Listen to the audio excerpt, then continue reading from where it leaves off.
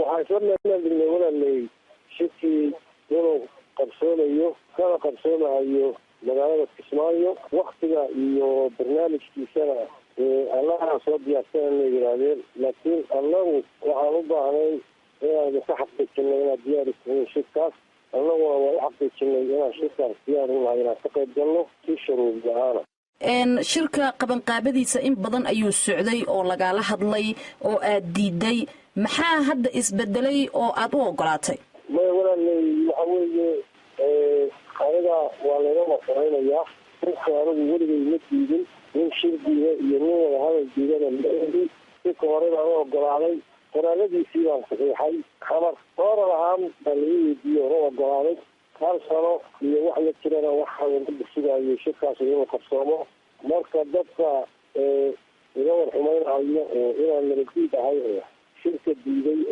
aan hawshaas diyaar u ahay waa war aniga iga beesheegayo laakiin adiga iyo ciidankaagaba waad ka baxdeen Kismaayo oo goob weyn ayaad joogteen marka taa micnaheeda soo ma aha arrimaha socda waa diidanaydeen waa jirtaa goob weyn aan hal sano iyo biro ku sugnay Kismaayo aan dagaal uga soo baxnay halkaas muddada aan joognay wixii ka dambeeyayna hadalladaas iyo dibashisiintaas ilaa tooba iyo muxtasho soo socday annagoo dadkii ogolaaday oo aan haba yaraatee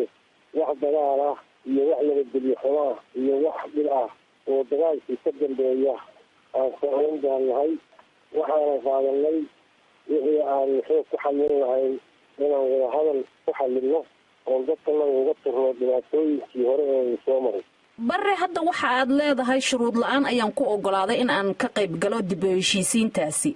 maxaa hadda adiga iyo dhinaca kaleba maxaa laga tanaasulay marka oo hadda shuruud la'aanta keenaya in aad ku ogolaato inaad ka qayb galayso shirkaasi annaga dawladda barnaamijka ay wado baan anagu ogolaanay waxayna noo sheegeen annaga iyo darabyadii kale oo barnaamijkaas uuna dhex maray in layskakaana horgelin doono oona wada hadalsiin doono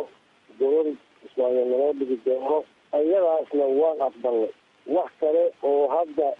ayagu ay weydiiyeen ma jirto wax kale oo anagu ku xirayna ma jirto walaal marka goorma tagaysaan Kismaayo Kismaayo dhawaan baan tagaynaa haddii aan leedno waan isku afgaranay inaan Kismaayo ku noqono waxaan isku afgaranay ka mid ahay inaan Kismaayo dib ugu noqono mar dhow baan tagaynaa insha Allah ciidankaagii halkee buu ku dambaynayaa dhammaan waa tegayaan meel loo cayimay oo dawladda iyo ciidan u cayimtay bay tegi doonaan ayagaa soo cayimaya goobtii oo aan ka sugaynaa insha Allah ma jiraan wax ballanqaad ah oo ay ku ballanqaadeen dawladda iyo urur goboleedka igad dadkii ka socday wax ahayn shirka dib u heshiisiinta in la qabto oo dadkii aan dirirayn la heshiisiinayo waxaan ahayn oo aan ka wada hadalnay oo aan isweydiinay ma jiraan taa micnaheeda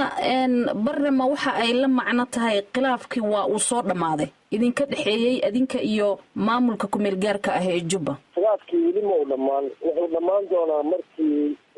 dadkii dibku u dhex maray doorasho la dhigo laysarfariisiiyo ay ka wada hadlaan wixii dhacay marka iyagu soo fadhiistaan oo ururgoboleedka iyo dawladda iyo beesha caalamka iyo bulshada Soomaaliyeed wixii ka qaybgeli lahaa iyo wixii goobtood u noqon lahaaba la isugu yimaado goob fagaara buu dhammaan doonaa khilaafka haddii aan